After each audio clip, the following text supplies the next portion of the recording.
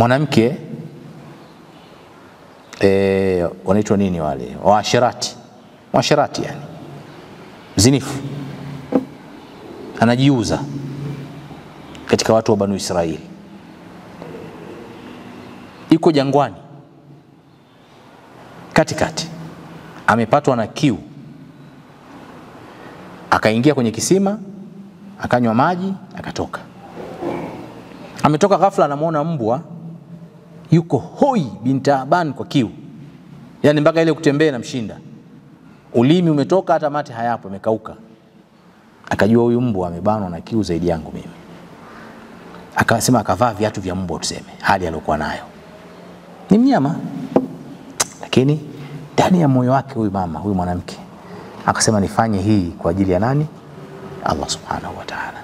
Akashuka kwenye kisima, akachukua kiatu chake, akachota maji, fikiria kiatu kile, akachota maji akapanda nacho. Kisima sio chepesi. Akaenda akamnywesha, akashuka tena, akamnywesha mpaka mbwa akatosheka. Mtume sallallahu alaihi wasallam anasema mwanamke huyu dakhalatil janna, aliingizwa na Allah Subhanahu, alihukumiwa na Allah Subhanahu kuingia wapi? Peponi. Kwa maana amal ndogo walioifanya kwa sababu tu ilikuwa ina 100% nia ya kutafuta radhi za Mwenyezi Mungu Subhanahu wa Ta'ala, ilipaisha mizani ya makosa yote ya zina yakawa ni mepesi, ile thawabu ya kitendo kile ikawa ni nzito, na Mwenyezi Mungu akamhukumu kwamba ni mwanamke wa peponi. Kilichotofautisha nini? Ikhlas. Ni kuweka nia kwamba na hichi ninachokifanya nakifanya kwa ajili ya radhi za Allah Subhanahu wa Ta'ala.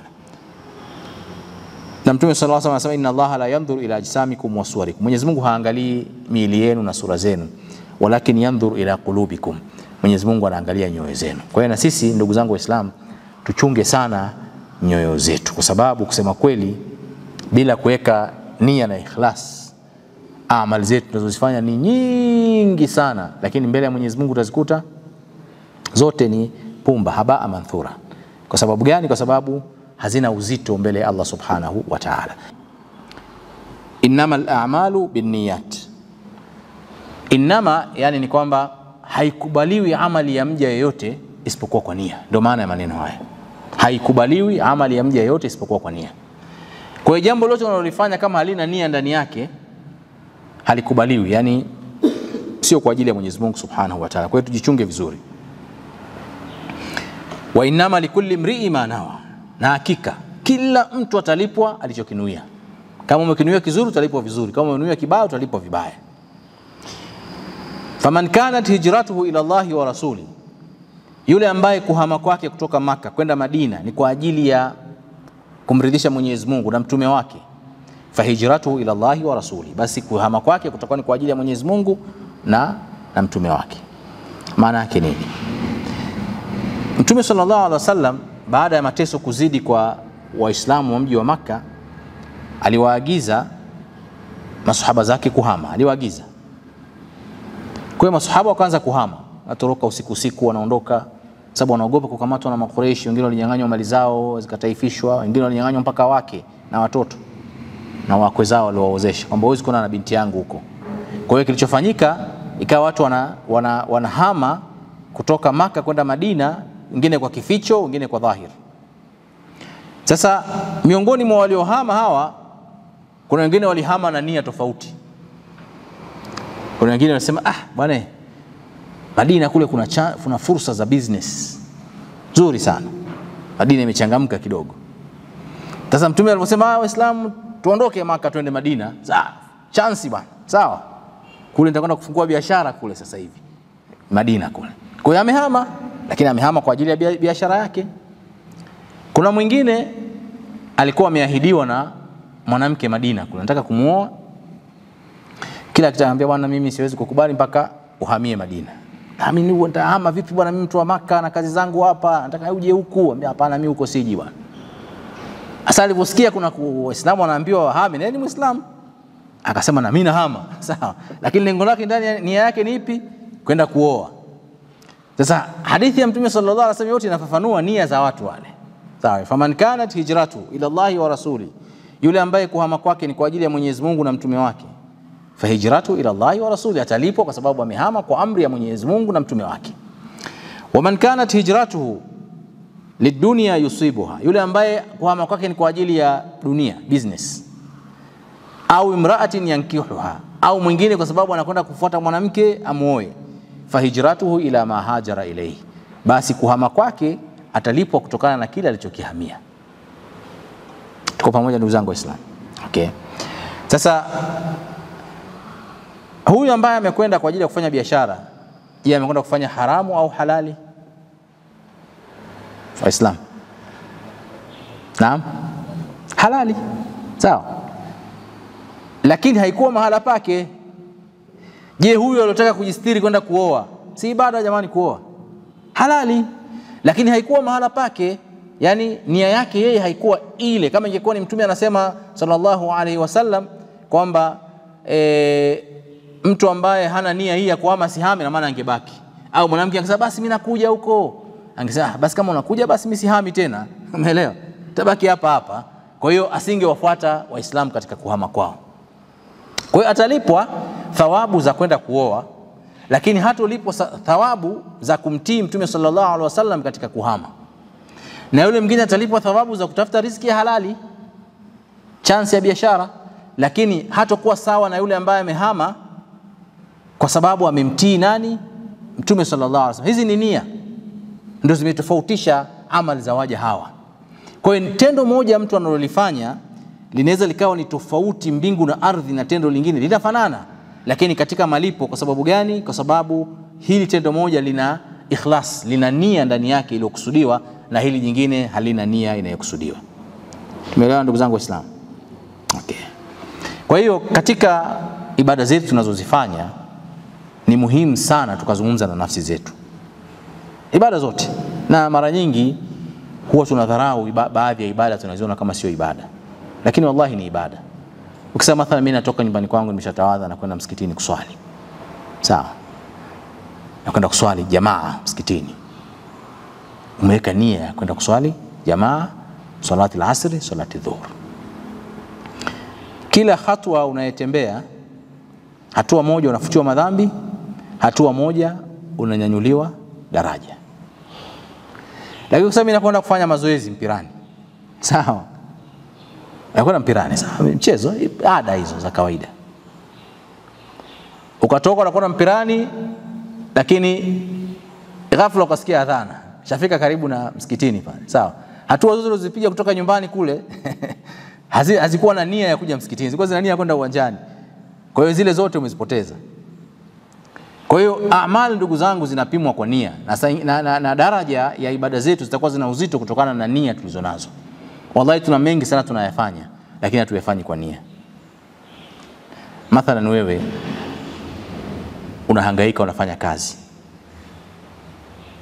ima ofisini, ima sokoni, ima ujenzi, ima kuajiriwa, almuhimu unafanya kazi kwa ajili ya kupata riziki ya halali. Na ukipata unakwenda unanunua vyakula vya familia yako, nini, kila kitu tunapeleka nyumbani. Sisi tunafanya hiyo kama ada.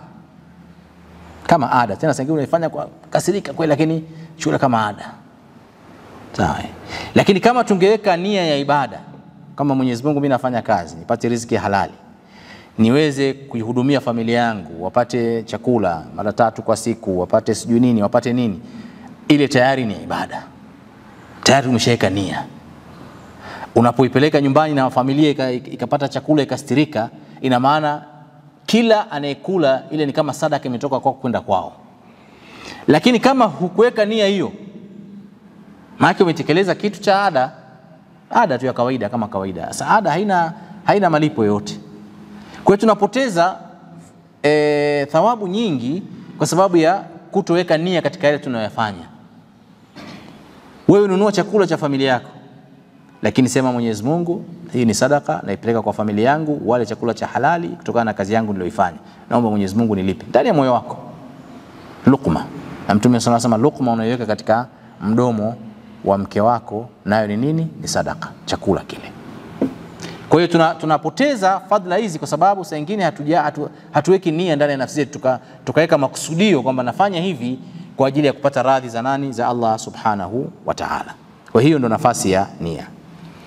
Hadithi nyingine inazungumzia masuala ya nia, hadithi muhimu nayo imepokewa na Abi Huraira Na hii hadithi alipokuwa inasimuliwa kwamba kila Abi Huraira akizungumza hii hadithi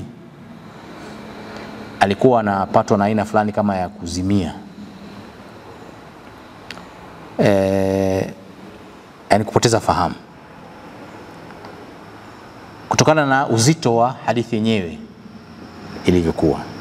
Abi Huraira anasema alimsikia Mtume sallallahu alaihi wasallam. Tunajua kwamba Abi Huraira ndio sahaba aliyopokea hadithi nyingi kutoka Mtume sallallahu alaihi wasallam, sababu alikuwa yani kila anapokuwa na Mtume yuko nyuma yake kila sehemu, na alikuwa na ile cramming capacity, uwezo wa kuhifadhi ulikuwa ni mkubwa sana kuliko sahaba yote mwingine. Yani Abi Huraira sio tu anahifadhi maneno, anahifadhi mpaka matendo, anahifadhi mpaka mikunjo ya uso wa Mtume sallallahu alaihi wasallam. Subhanallah, sio kitu kidogo Sheikh, sio kitu kidogo tu umesahau.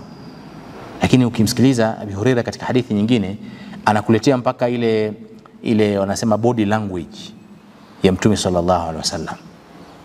Hasa Mtume sallallahu alaihi wasallam alikuwa amejiegemeza kwenye mto, halafu akakaa, halafu akaangalia, halafu uso wake ukawa mwekundu, halafu sana anakuja hadithi akasema. Sasa vitu kama hivyo unaweza kuona sio muhimu, lakini Abi Huraira alihifadhi mpaka zile body language za Mtume sallallahu alaihi wasallam. Subhanallah, yani ni sahabi ambaye Allah subhanahu wa ta'ala alimjalia uwezo wa kuhifadhi, na imetusaidia sasa hivi kwa sababu mufassiruna sasa hivi na wanachuoni wa hadithi wanarudi kuangalia body language ya Mtume sallallahu alaihi wasallam, na yale maneno anasema hapa Mtume alikuwa anasisitiza jambo, sababu alikuwa amezungumza amekaa amejiegemeza, lakini alipofika hapa akakaa vizuri, inaonyesha kwamba hili analozungumza ni muhimu. Wakafafanua kutokana na body language ambayo Abi Huraira alizungumzia. Kwa hiyo ni sahaba ambaye kichwa chake kilikuwa sijui ni nini tuseme, ni kompyuta yani seva hata sielewi, yani alikuwa na uwezo mkubwa sana wa kuhifadhi maneno ya Mtume sallallahu alaihi wasallam bila kupoteza yani neno hata moja. Abi Huraira anasema alimsikia Mtume sallallahu alaihi wasallam akisema inna awwala an-nasu yuqda yawm al-qiyamah alaihim au alaihi, hakika watu wa mwanzo kabisa kuhukumiwa siku ya kiyama, watu wa mwanzo kuhukumiwa siku ya kiyama. Manake fikra za kawaida inakuja ni wale makafiri wakubwa waliofanya madhambi makubwa, walio watu mamilioni ya watu kama kina Netanyahu sijui kina nani, ndio watu wa mwanzo kabisa ambao wataitwa siku ya kuhukumiwa. Ndio inakuja kwenye fikra kitu kama hicho ya kawaida, lakini subhanallah yanayokuja ni mambo tofauti kabisa. Inna awwala an-nasi yuqda yawm al-qiyama alayhi, hakika mtu wa mwanzo kuhukumiwa siku ya kiyama rajulun stushhida, ni mtu ambaye amekufa katika vita vya jihad, ameenda katika vita vya jihadi kwa ajili ya kupambania dini ya Allah subhanahu wa ta'ala. Fautiya bihi, ataletwa mbele ya Mwenyezi Mungu subhanahu wa ta'ala. Fa'arafahu ni'amahu fa'arafaha, ataonyeshwa neema zake na atazitambua. Qala fama amilta fiha, ataulizwa na Allah subhanahu wa ta'ala, katika hizi neema tulizokuneemesha umezifanyia kazi gani? Yani maswali kila mmoja miongoni ataulizwa, lakini hao ndio watu wa mwanzo watakaoulizwa. Lakini huyo kwanza kuulizwa mtu amekufa shahidi yani katika vita vya Kiislamu dhidi ya makafiri, ndio wa kwanza. Atasema qataltu fika hatta stushhidtu, ee Mwenyezi Mungu, neema ulizonipa mimi ushujaa, jasiri, upandaji wa farasi, upiganaji sana, nimepambana katika vita vya jihadi mpaka nimekufia katika vita hivyo. Qala kadhabta, Mwenyezi Mungu atamwambia umesema uongo, umesema uongo. Walakinaka qatalta li an yuqala jari, ulikwenda kweli vitani ukapigana, lakini ndani ya nafsi yako ulikuwa unataka uitwe shujaa, ulikuwa unataka uitwe shujaa na watu wakutambue kwamba wewe ni shujaa. Haukufanya kwa nia ya kupigania na kutafuta radhi zangu, na Mwenyezi Mungu ndio anajua mambo yaliyomo katika vifua vya watu. Sisi hatujui, sisi tunamhukumu mtu dhahir, na wala sio vizuri kaingia kumhukumu mtu ndani. Hakuna binadamu ana uwezo huo, kamhukumu mwenzako kwamba wewe mnafiki. Haiwezekani. Anayeweza kufanya hivyo ni Allah subhanahu wa ta'ala pekee yake, labda na Mtume sallallahu alaihi wasallam akipewa elimu hiyo. Kwa huyu amekufa, watu wanajua kabisa ni shahidi, wanamwombea na madua ya shahidi, amekufa katika vita vya Kiislamu, lakini mbele ya Mwenyezi Mungu anaambiwa kadhabta.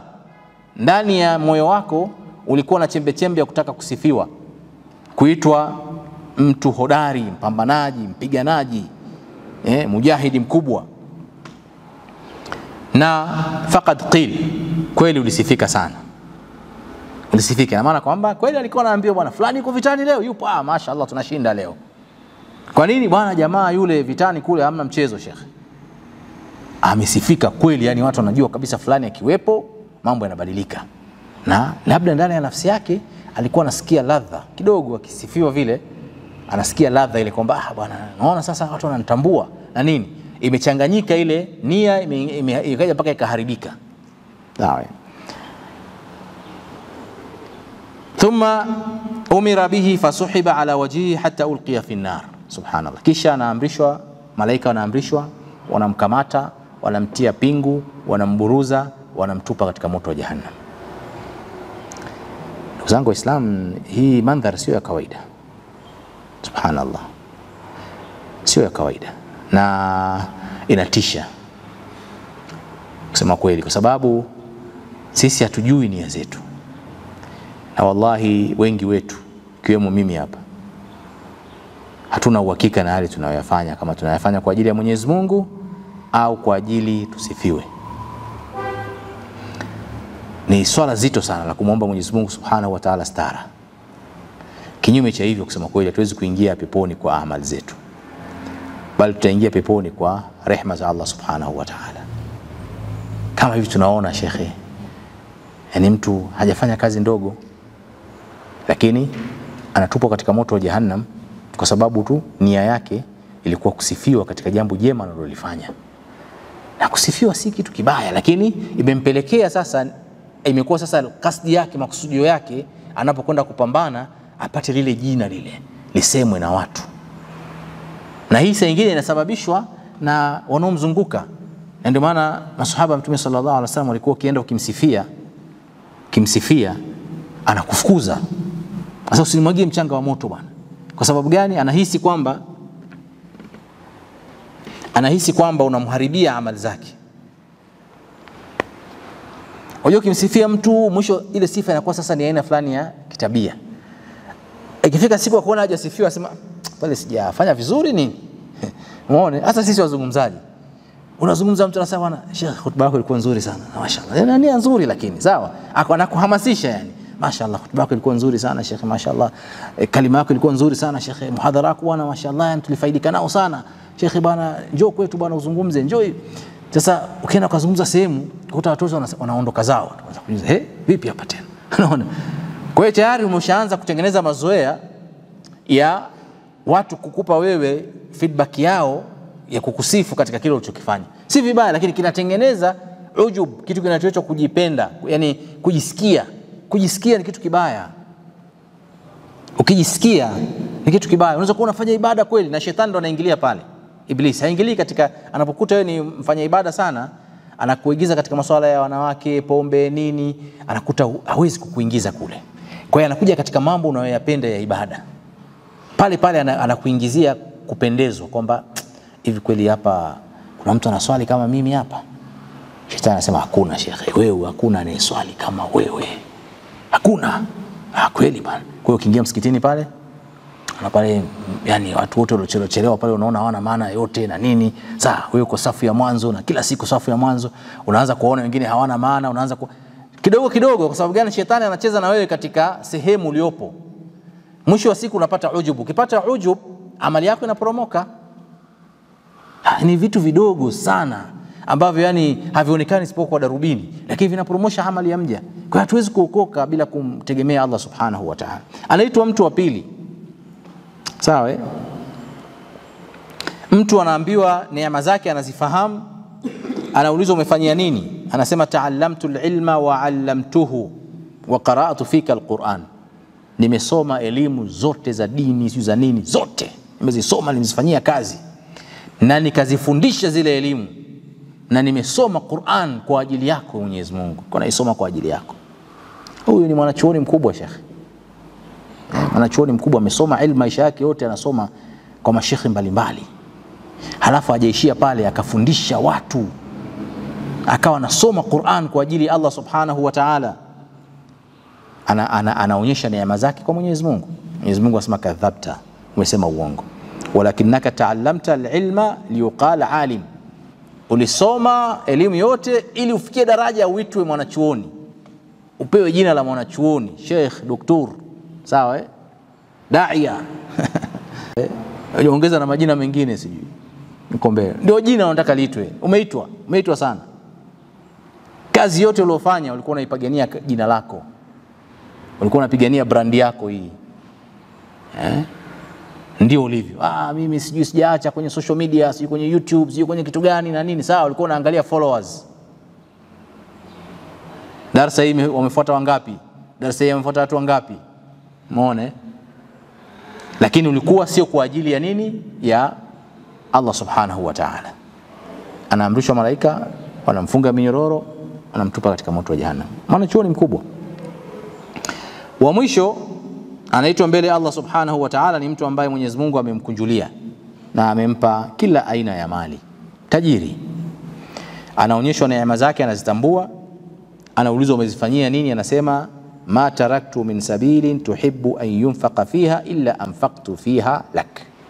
Sijaacha njia yoyote ambayo ewe Mwenyezi Mungu unapenda njia ile tuitolee pesa na sadaka tuiwezeshe, isipokuwa mimi ndo nilikuwa wa kwanza katika kuziwezesha zile njia za khairi. Jenga misikiti, chimba visima, vituo vya yatima, sijui kusaidia wajane, kufanya kuna madrasa, mishahara ya wafanyakazi, yaani kila kitu kwa nikifanya. Mwenyezi Mungu anamwambia kadhabta, umesema uongo. Ulifanya yote hayo ili uitwe mkarimu, ili uitwe mfadhili, ili uitwe, yani upewe majina ya kusifiwa katika dunia. Hujafanya kwa ajili ya ikhlas ya kutaka radhi zangu mimi. Anaamrishwa malaika, wanamtupa katika moto wa jahannam. Ndugu zangu, hadithi inatisha sana. Inatisha sana. Na ilikuwa ikiwatisha masahaba wa Mtume sallallahu alaihi wasallam.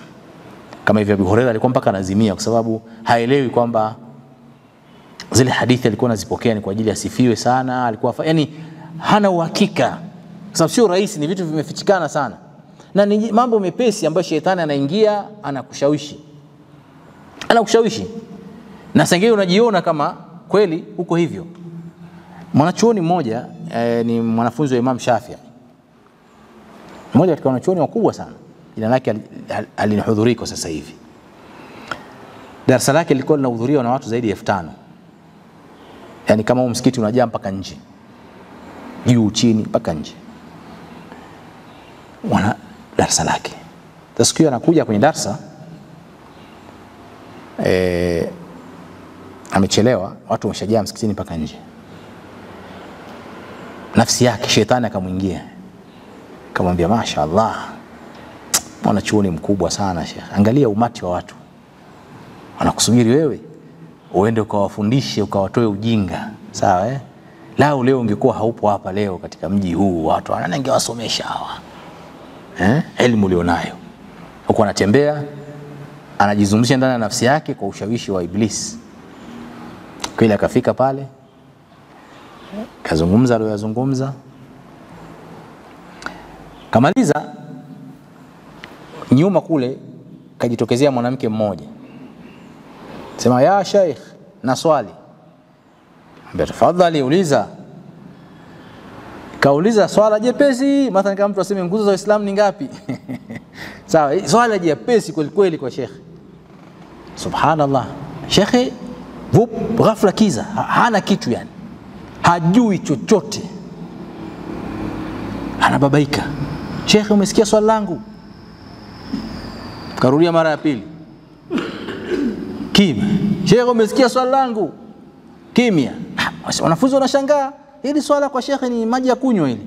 Vipi imekwaje? Kijana mmoja kule nyuma akajitolea.